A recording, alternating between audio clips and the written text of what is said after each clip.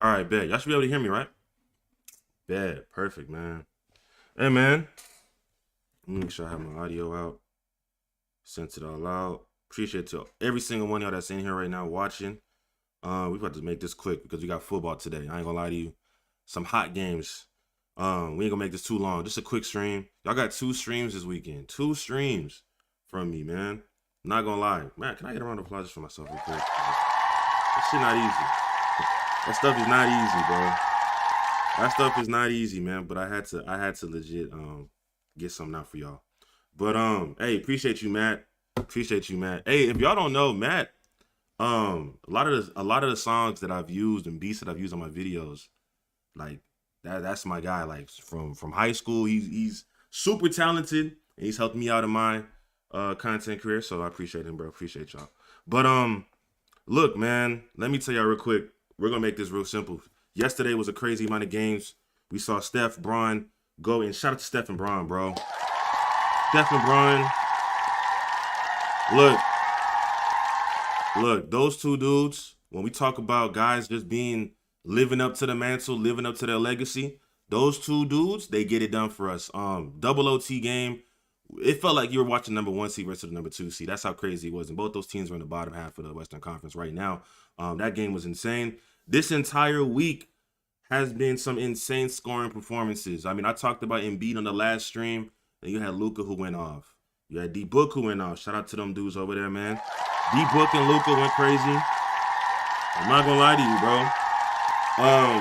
And it's funny because those guys went off, and you've seen a lot of people now talk about the scoring and the offense in the NBA, and they're all talking about the fact that, oh, where is defense, where is offense? And I was like, I made a video about this a long time ago, and I feel like it's a good time to talk about it now because I think many people need to realize right now in today's game, defense hasn't gone anywhere. Defense is still there, but offense is just superb, bro. Soup's tapped in from Wuhan. Yeah, I know who that is. Appreciate you. Appreciate you. But nah, like I've been saying, the offensive game today is just it's in a different stratosphere, and we're gonna talk about that. And obviously, we're gonna talk about one more team. This is a team that I talked about on my previous stream. You probably know who the team is, but I got to do a quick little deep dive on them because they are playing some good ball. They're a legit team that I think could be. I want if they don't win it, they may not, but I truly want to see them win this year. It'd be great. Shire Luca, who I got? I gotta go Luca. Come on now, Luca. Luca Doncic. Luca. What are you talking about here? Luca Doncic. I'm not gonna lie to you. Before we get into it, Luca is the thing about I love SGA. SGA, shout out to SGA, he cool and everything. But Luka's been getting it done for years. Like for years since he's been in the league. From year 2, first team all NBA every single time. SGA is on his way. Best believe he is on his way. But I'm going to go with Luka because Luka has been this great for so long. So you know what it is, Mo. I gotta, I gotta rock with y'all, bro. We're not too far. Houston, Dallas ain't no rivalry, but Luka been doing this thing. But look, man, this is what we're gonna get into real quick because I said already, them football games are today. I am not streaming during Lamar versus Mahomes. That is insane. It's not that type of day, bro. But I want to do this real quick. I want to go ahead and look at the scoring boom so far. So let me pull it up real quick. Let's see, bro. I think if I can pull it up real quick. It takes a little second. I ain't Kai Cenat. I ain't that crazy with it yet. Can't just pull up with the where is it at? Let me see if I can find Paul Pierce's tweet real quick. Yeah, he said it right here. Where is it at, man? Come on now. Come on, Pierce. I need to find that from you. He was talking about defense. I don't know if he deleted the tweet, but there was a point where last night when no, right here. Damn, I missed defense in the NBA. Look, bro, I'm gonna be honest with y'all. Defense has gone nowhere. Defense has remained the same. Defense in the NBA right now is just tougher to do because guys are just super talented. What I mean by that, bro, you look at players such as SGA, Luka, Joel Embiid, what we've done over the past 10 years, and part of that is due to the fact of the analytics that people hate analytics. Analytics has helped us. And the fact of the matter is we've now realized the 3-point shot can be used in just a different stratosphere of ways to implement your offense. Think about it this way. If you go, matter of fact, I'll do it for y'all real quick. I'll search this right here. And if you see my YouTube right here, you know, you leave a like and stuff like that. Game 7, 2010 finals. I'm not even gonna watch it. I'm not gonna get copyrighted. I don't want to get copyrighted. But here's how you go from this to that. We're not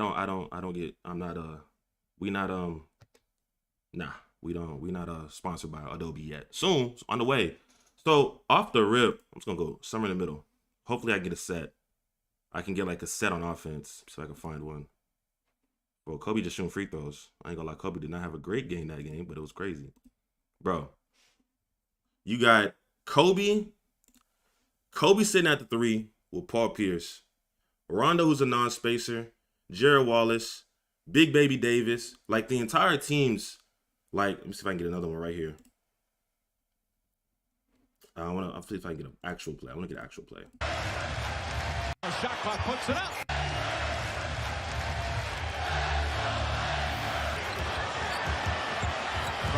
This one gets back up on the shot clock, puts it up. He did not make that. He did not make that. But it's probably not the best clip to show. But ideally, the spacing and the pace years before is different than what we have now. We have guys who are legit. If you can't shoot on the court, you're a liability unless your entire team can shoot. Teams like the Warriors have gone away with it because, bro, we can legit say, all right, if we have Kevon Looney on the court, we still have Steph, who's an insane shooter. We have Klay Thompson's an insane shooter. KD at one point when he was with them. Teams have now realized we can do so many things on offense to make it easier for us to score. Now, defense hasn't gone anywhere. What has happened is that it's made it tougher for guys to play defense. And let me see real quick. Oh yeah, appreciate you for tapping. Appreciate y'all for tapping in, of course. If you haven't already, leave a like on the stream, definitely. Let me go to my channel real quick because I want to pull up my video. Has a steroid problem. Yeah, that boy is tripping. That boy Tristan Thompson is tripping. And this is one of the videos I posted a long time ago, right here. This was the highest scoring game in the 20. Funny enough, this video took me so long to make, and I was joining like, a gym bro, fashionably late. I'm not trying to get this copyright on that. Like, let's get them out of here. What are we doing? All right, here we go. Here we go. 3, especially from the mid-range. And the reigning scoring champion, Joel Embiid, is averaging a whopping 23. So obviously, over the past, like I said before, guys are scoring a lot more points. Most 40-point games in the NBA season last year was 146. I don't know where it is this current season. I don't think it's at that number, or we're gonna surpass it. But as I've seen already, scoring numbers have been inflated. They've been going higher. Guys are scoring higher points. We all know this already. We know what's going on. Now, when we looked at this, one thing that people fail to realize, right? People used to say like, oh, well, the game is just faster. Boom, boom, boom, boom, boom, boom. Well, it's not just that. So if I can find it right here, we go. I made this chart last year. Like, the pace of the game compared to 40 years ago, back in the 80s. I hope you guys can see it. If I can move this chart. On this right side is damn near from 83 to like around the 90s. The pace is basically the amount of possession you have per game. The pace is the same. The pace is done damn near the same 40 years ago. So it's not as if like guys are just getting this insane, like we're just creating an insane amount of just opportunities. Guys still have the same amount of possession of 40 years ago. Now in the 90s it dipped due to different rules that were implemented and the different stylistic of guys who are stronger. Bigger players were now more acclimated in the game. You didn't have to be super quick. You had to have some weight on you. Think about what happened to MJ. MJ had to put on some weight to get past the Pistons. So the game was slowed down. And the offensive rating went up, which is basically the amount of points you're scoring per 100 possessions. So you guys hate analytics. I'm sorry. We're going through this real quick. I'm sorry. Don't boo me, bro. It is what it is. But the offensive rating over the past 40 years has gone up. Why is that? That's due to the three-point shot, obviously. And the three-point shot, I think I explained it right here. Green, back to Curry. Curry. Bang! Downtown. Bang! Bang! Oh, what a shot from Curry! With 0.6 of a second remaining. Yep, this guy. Yep. Or what this guy did. Exactly. The explosion of the three-point shot due to Steph Curry's offensive greatness and elite three-point shooting made the three-point shot arguably a better shot attempt than a fast break layup. That was a play last year where I don't know if you guys remember it. The Nuggets were on a fast break and everybody stopped at the three-point line. I'm not kidding. Like, threes are imperative to an offensive system in today's game. And if a team is not proactively looking to hit three-point shots or just bricking three-point shots, you're probably not going to win that game, my G. Though this isn't technically the greatest three-point shooting season in NBA history, the three-point shot still remains to be super important in today's era, especially when scoring efficiently and effectively in the half. so like I said before, and I hope I had y'all looking at that bet. Thank God, because sometimes I have my full face on there and I don't show y'all. And Mo, you made a good point. You did make a good point. When it comes down to players not playing their best or guys not really caring that much on defense, I'm gonna talk about that too. I'm gonna go like real quick. We're gonna look at some of these games that just happened previously and look at the defense that's been going on. Because I honestly believe like D-Book 62 wasn't just a random showing. But what I've been saying is the fact of the matter is in today's game, we've now made it a precedent to look for the three-point shot. And by looking for the three-point shot, we've had to create ways to make it easier for guys to score. When it comes off of guys coming off the screens, being a movement shooter. You talk about guys who are able to just, if your ability to shoot the three is so imperative in today's game, is because if you have a guy like an SGA, a guy like, and I ain't even just SGA, a Jalen Brunson, like guys who aren't, not even, let's take away superstars out the way. Guys who are just very, very good players or all-stars. If you can complement their game by adding shooting, you now put stress on the defense. And this is not 2000. This is not 1998. This is not 1993. This is not 2004, 2006. What's happening now is you don't have two guys in the paint, your power forward sitting on a low block and your center on the opposite side. That's not happening no more. And I'm not saying that's just like it's bad or it's just saying that right now guys are actively figuring out ways to be better on offense, and that's just what's happening. And you have guys who are going to score more. For instance, back then, if you were still a good scorer, you could score. Michael Jordan did it. Michael Jordan, I believe, has the third most. I believe he was 35 a game. It's like the third highest in NBA history. So he's good at it. He's done it before. But you put a guy like Jordan's talent with this spacing, you don't think he'll do even better? You don't think guys like some of the best scorers in the 80s and the 90s wouldn't succeed? Like, this is not me saying that today's era is just completely better than what happened back then. I made a video back then. I made a video a year ago. 90s players who would succeed. Guys like Reggie Miller. You put him on a team where he can be a movement shooter. Guys who active spacing. You think guys like a Mitch Richmond, a Glenn Rice, those guys who were big and strong and actually shoot the three ball? Look, I think I didn't know about them guys. You know, because I'm not Gen Z out here, bro. Listen, but those guys are good, bro. So that was my take on that. Let me see if I can go back to that real quick. I want to finish this up and we'll look at some of these games. Half court. And that's what separates the 80s high pace to threes, and making more threes would be lazy, especially with how players are still gifted and have much more freedom on our offensive end. They're essentially much more freedom. That too. Like I've said, the Tracy McGrady's of the world, the Allen Iversons, I could think of so many too, even players like Kobe Bryant, rest in peace. You put in Paul Pierce's, the Dirk Nowitzki's, like you put them in this era. I won't say that they'll just completely dominate everybody, but their numbers will look even better due to how we've taken over the offensive end. Now, I've talked about offense. I don't want to talk about defense, and I think defense gets confused when in all of this. Now, what has happened with defense is even Commissioner Adam Silver has said that the NBA has leaned towards more to the offensive end. And in my own mind, I think the defense end, they need to fix that. They need to find a balance within the NBA. But defense has not gotten worse. That is a take that I've seen consistently, like for the past few weeks. Defense has not gotten worse. Because if you guys look at what happens in the playoffs, defense is ramped up. The teams that are still the best scorers in the regular season are teams that can score high or teams that don't play defense. In the playoffs, teams lock in on defense. And like I've said before, if you're a bottom feeder team in the NBA and you don't play defense, you're probably not going to be a good defensive team, period. But those teams that hang their hat on trying to win a championship, teams that are good to make the playoffs, those teams that succeed are good defensive teams, which is why I've always said in my own mind, defense is slightly more important than your offense. And that's a hot take. Many people don't believe in me. I've had arguments with my friends on that, but defense is important. But what has happened is just harder to play defense. You can't hand check. You now have to legit anticipate players' movements before you can even get there. And in an era where guys are just free, have so much freedom, it's tougher. So, like for instance, people will say they don't care to play defense. I don't believe in that. I believe if you're a poor defensive team, you're a poor defensive team. If you play for the Miami Heat, brother, if you play for Eric Spoelstra, you're gonna play defense.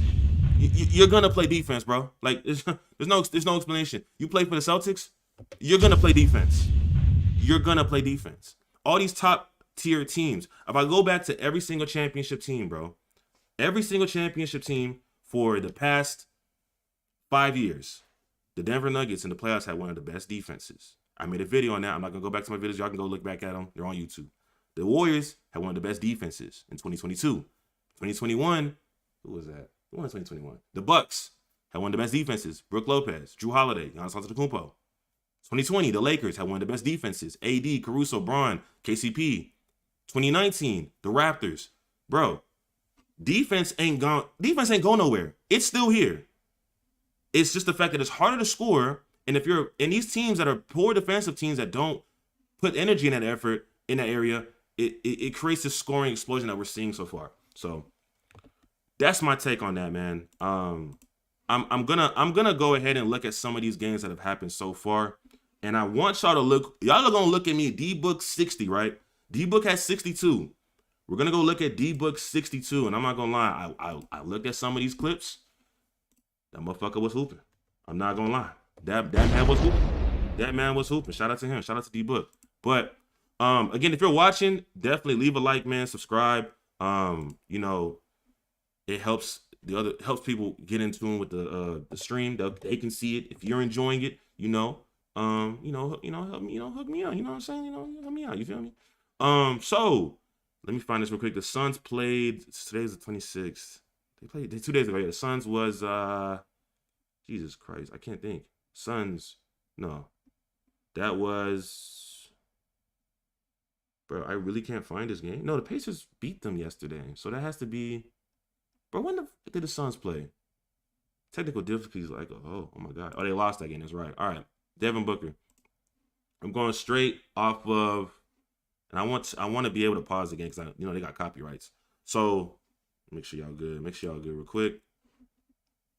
One with a bottom half offense. Yes, they did.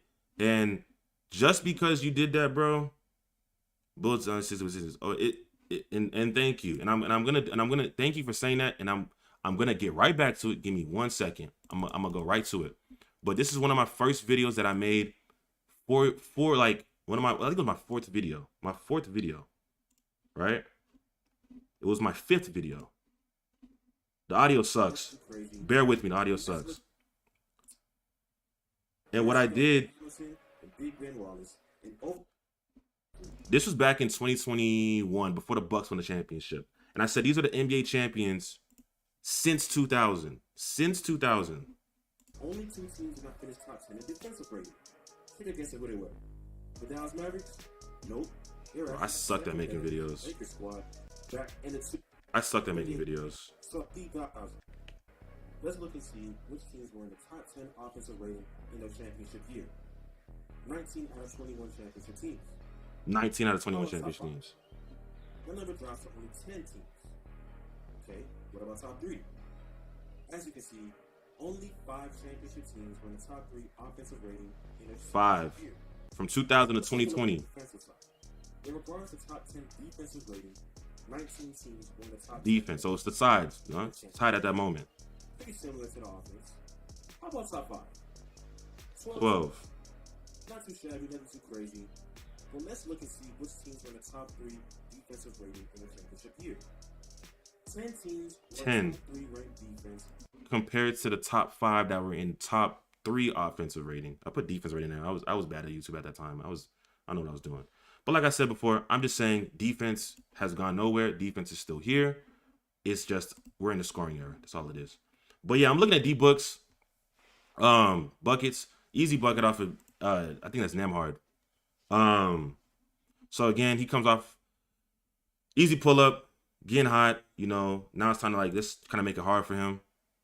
Fast break point, Easy. I'm gonna step out, pull up. It's 2-on-1. Nothing you can really do about that. I think it's the first quarter still. He's going up, or we're helping off the screen. He's still on him. Miscommunication. Boom. Gives that up. That's bad defense though. Really, really bad defense there. Now this is a tough bucket. That's just a tough bucket. That was a tough bucket. All right, now they're shading over him. They're looking at him. They're guarding him. Tough bucket.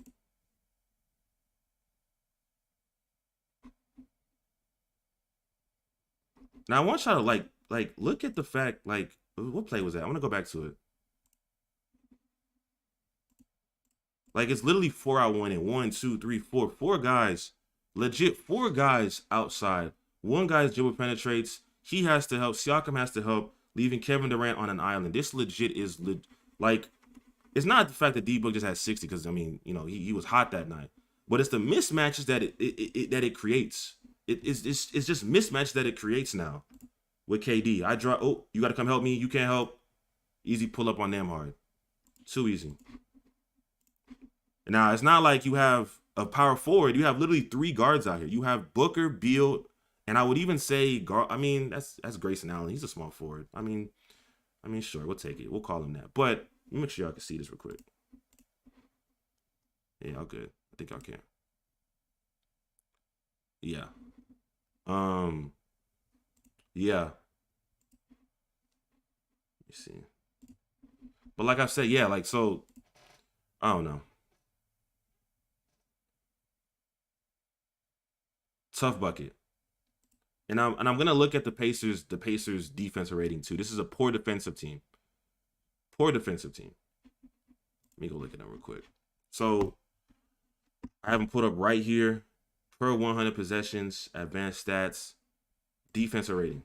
And we look at the last few teams that I'm not gonna go through all the teams that had those high scoring performances. We know Embiid had 70 on the Spurs. We know Charlotte, you had 62 by Karl Anthony Towns, mostly because he got hot from 3, to be honest with you. You then had D-Book, who went off against the Pacers, and you had Luka, who went off against the Hawks.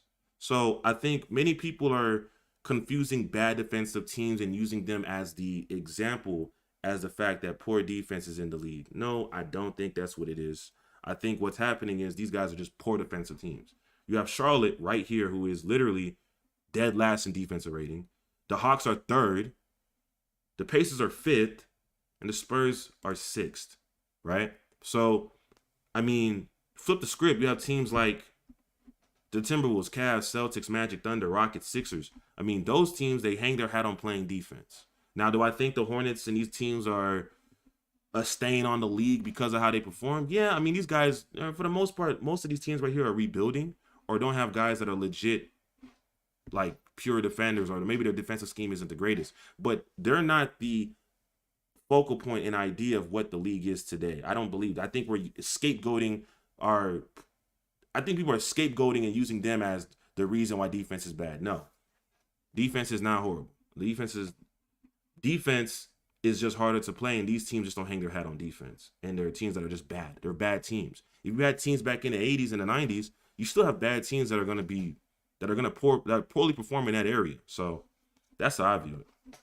That's how I view it, especially with them. And we'll look at Luka's real quick. Actually, no, I don't even have time to watch Luka's. I won't lie to you. Let me see real quick. One sec. Let me go to that thing. Yeah, refresh back. All right. I think what we'll do next is transition over to LeBron and Steph yesterday. This is another big reason why I wanted to stream. I really wanted to talk about just the fact of what LeBron and Steph are doing for the league. Matter of fact, give them a round of applause. Shout out to them dudes, man. Again, if you didn't watch last night's game, Lakers-Warriors game, bro, I ain't gonna lie to you. If you can rewatch it, find some clips on YouTube, like, do that. That was one of the... I knew that game was gonna be awesome just due to the fact that it's LeBron versus Steph. Warriors and Lakers have this rivalry that's beefed on Twitter. Whenever they face each other, it's always a good matchup. But that game lived up to every expectation. Double OT, clutch shots from all the big players, AD, Bron, Clay, Steph, big defensive plays. That game was everything you wanted from it. And I think one thing I got from that game specifically, bro, like when I was watching it, I'm like, bro, you know, I'm a big Bron fan. I'm rooting for Bron no matter what. I'm rooting for Bron. That's my guy. And even with Steph, you know, I've seen Steph for years. And, you know, he's beating Bron in the championship, beating Bron in different areas. And it's like, you know, when you're younger, you hate that shit, obviously. But the greatness that these two dudes exude every single night, like, I don't know if there's any other players in the league that we have upcoming that can do what they do. Like, legit do what they do. You talk about Steph, who, and I think, matter of fact, and there was a clip that, let me see if I can get this clip real quick, because this was at halftime. And Wilbon and Stephen A, right? They had a really good conversation, and it was about the legacies of both these dudes.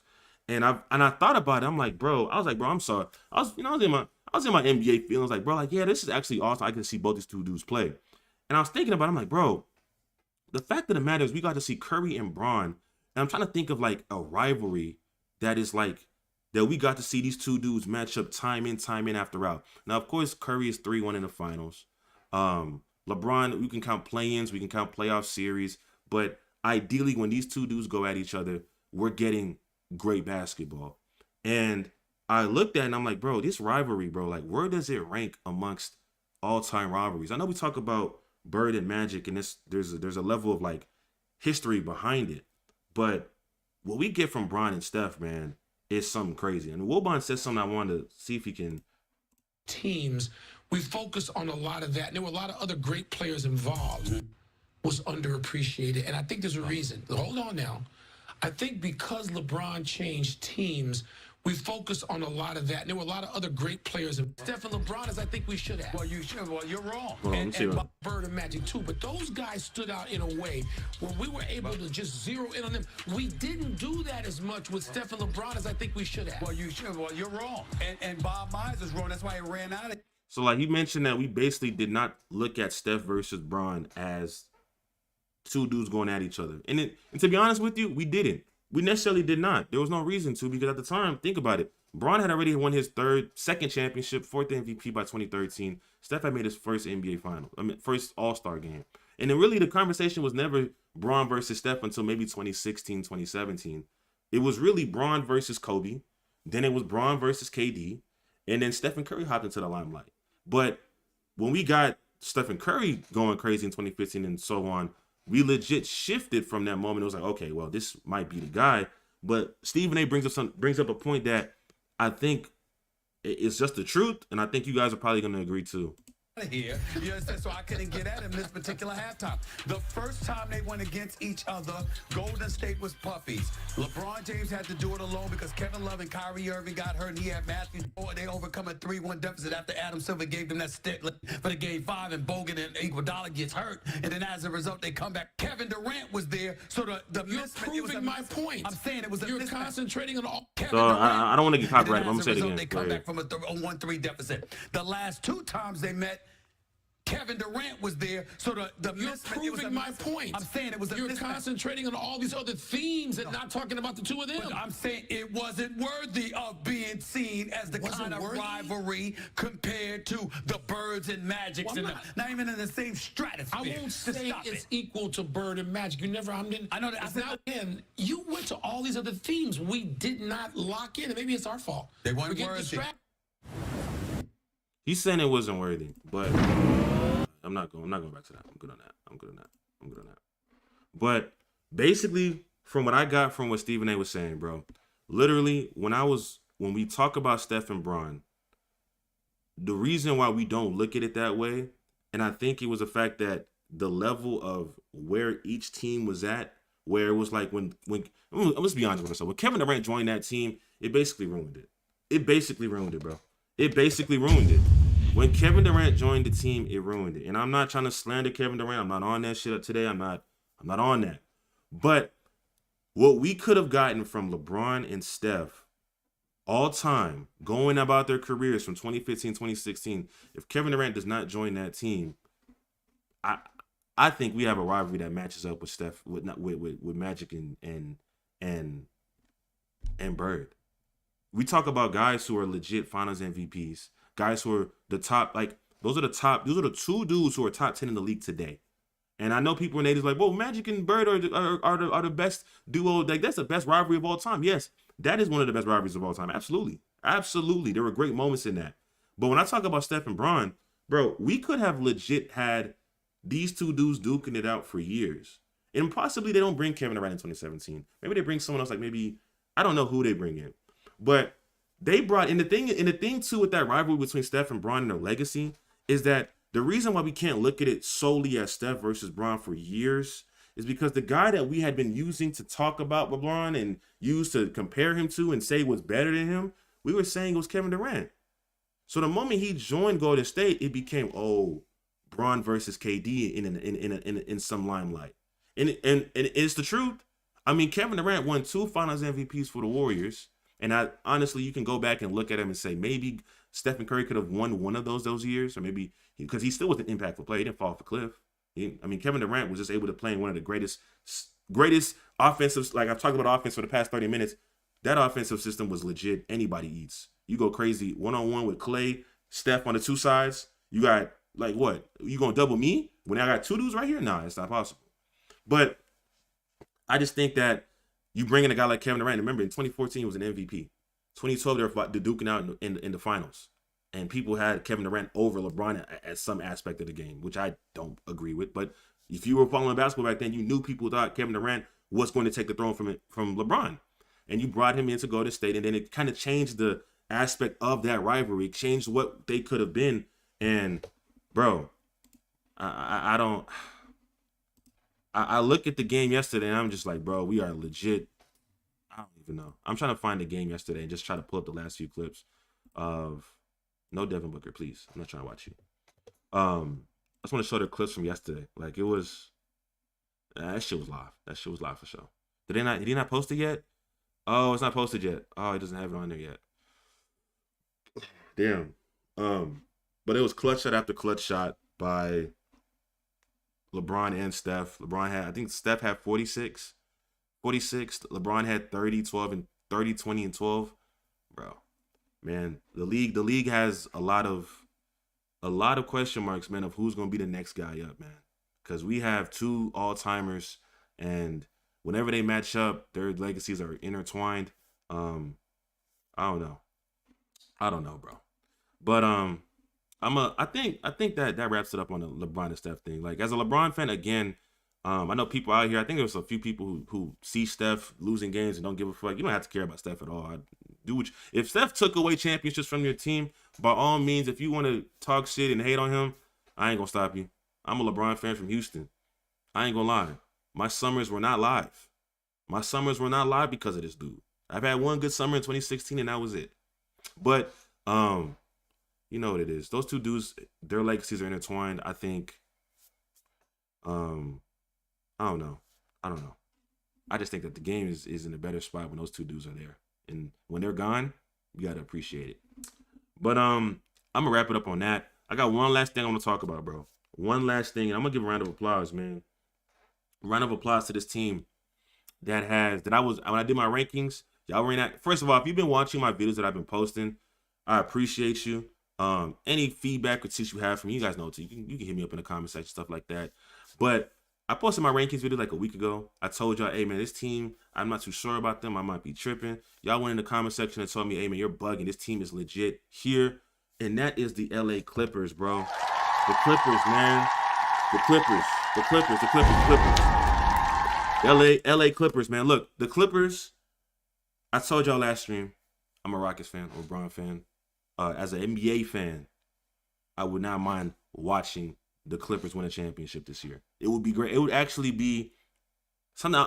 I think if the Clippers win a championship, I think a lot of holes in people's careers are done. The Westbrooks, the Westbrook memes, the Harden memes, the PG memes, the Clippers hole of not being able to, like, all that stuff will be done. And I'm not even trying to sit up here and be like I'm on the bandwagon, because I'm not on the bandwagon. I'm just saying that if they were to win, I would actually be happy to see it, especially with how the season began with them and how many people wrote them off, bro. So many people wrote this team off from the beginning. And mind you, I was never a person that said, oh, this wasn't going to work. I just questioned to see what was going to happen with this team and see if they can, get their team right. But the moment so many people were on this team talking about, bro, where's that Mavs reporter? Mavs reporter right here, man.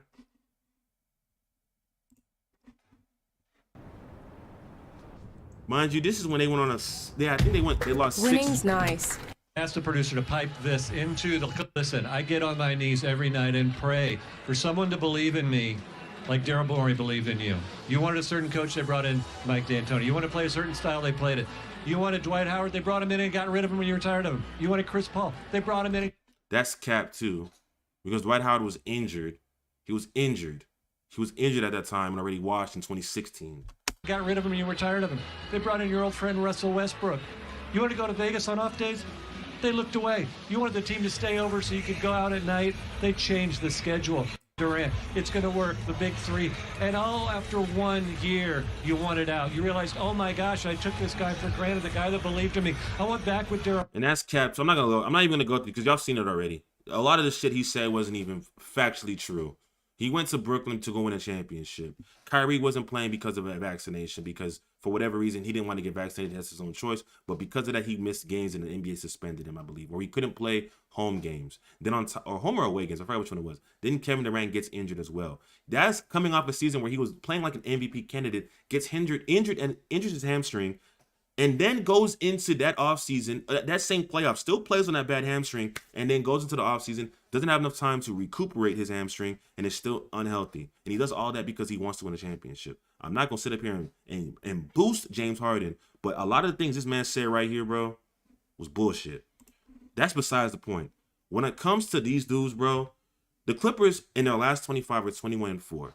They have probably the best record in the Western Conference over that span of games. They have one of the best defenses, one of the best offenses. James Harden has already figured out what to do on the team. And I've said it before, everyone on that team has found their role. I'm going to go and look at where they rank in different categories because I just find it hilarious. When we talk about these guys, bro, I'm not a Clipper fan, but I respect good ball, but not like that. Obviously, I'm not on that. What? On that stuff. Well, But I'm out, man. you know what I'm saying. You know what I'm saying. Let me pull it up real quick. Team stats, traditional stats. I don't even want to look at. I want to look at maybe their. I'm not looking at their points per game. I want to look at their advanced, where the defensive rating, offensive rating is at. If you're still watching, leave a like, of course. Helps the stream. Helps me out there again. Offensive rating right now, Clippers are 4th. Defensive rating, they are 11th. Okay, they're not too bad in defense. Net rating in the league, they're 4th. Look, I can go through the entire team. I can go through what it means for each player winning a championship. First of all, I can start off with Kawhi Leonard. Kawhi Leonard bringing a championship to LA would be huge because he would have done what LeBron has already done in his career. 3 different teams winning a championship. And I think if he wins Finals MVP, then it would be what LeBron did. The Clippers have, instead of rebuilding this team, they've Steve Ballmer, their eccentric general manager, has made it a mission to, hey, I want to build the biggest team. I want to change the Clippers franchise. I don't want to have this Lakers cloud over us. Move to a different city. Move to a different arena. He's doing all that. And he's bought in on these guys. They gave up a lot for Paul George, and to bring Kawhi here, and Kawhi is going to be an all-star. He's playing better basketball. He looks healthy. And this team has it's good to see, because I've always had my doubts if they can continue this, and if he stays healthy and continues this like this, it's going to be a problem for any team in the Western Conference. You look at players like James Harden. James Harden is a player that I believe has already had one of the highest highs as an offensive player in NBA history. He's a top 25 player of all time. Winning a ring only cements him amongst one of the greatest shooting guards of all time. And that's literally the last thing he needs in his career. And if you look at his game, you could talk about him choking in Houston and him not meeting the expectations. But, bro, the guy, wherever he goes, can win you games. A lot of players can't do that. When you look at James Harden's what he's been able to do, wherever he goes, he can find a way to win. I mean, this is just the truth. It's facts. I mean, he did it in Brooklyn. I believe, the first seed at one point. You go back before he injured his hamstring. You go back to look at what he did with the Sixers. For 2 seasons, they were one of the best teams in the Eastern Conference. And look at the playoffs last year. He won them 2 games off the back of him playing at an elite level when Joel Embiid did not. So James Harden winning a ring, it kills all the noise. And that's really, I was never a huge Harden fan when he was Houston. Well, I was a Houston Rockets fan, but I wasn't a huge diehard Harden fan at one point. But that would kill all the narratives on this man's career, all of them. Look at Russell Westbrook. And I think what has happened to Russell Westbrook over the past 3-4 years is legit unfortunate, because the guy has legit given everything to the game, straight hustle, yes, he may not fit on certain rosters. Yes, he may not have fit on the Lakers. Absolutely. But yes, many people don't think that he's the player he thought he could be in times before. But now he's accepted this reduced role, and I think he's been impactful for the team, even in less minutes. And it's not as if like Russell Westbrook is trash, but in this reduced role that they have him playing, it's obviously helped this team get to a point where they're now one of the best teams in the Western Conference. They're the third, but I believe right now, if you look at it, they are Denver. I think I have to go by standings. NBA, where's standings at? They are currently 1.5 games back from the first seed. I mean, you got guys like Terrence Mann. You got guys like Zubac. You got guys like the entire team. Let me see real quick. Can I go through their stats? I want to see their stats real quick. Can I go by player stats? Can we do that? Oh, you are roster. Wow, I'm dead. Players. Yeah. Amir Coffee. What the hell? No. I'm not looking at Amir Coffee. Games played. Any games played. Yeah. Damn, the entire team is a positive. That's actually very impressive. Except for Bones Highland, of course. That's tough. But yeah, like I said, it's not just Russell Westbrook, the entire role players. You have Zubac, Powell, Mann. Like I've said, I'm impressed with the entire team. And guys like PG, of course. We know how PG is. Like, a lot of these guys have been slandered in their entire careers. I'd like to see the Clippers win a championship. I'd be rooting for them if they were to make a deep run in the playoffs. Obviously, it's not against LeBron James, because that's a different story. But I like what the Clippers have done. I think they deserve more credit just because of how much noise they were talked about when they were losing games. People literally were digging their graves while they were trying to figure out what was going to go on with their team. People were ready to slander Harden. They were ready to slander Kawhi. They're ready to slander everyone on that team. And now, all of a sudden, it's different. The noise is different. The people who were talking, matter of fact, Brian, what's the man's name? Brian Damaris? Let me see if I can type your name in and see if you've been talking since.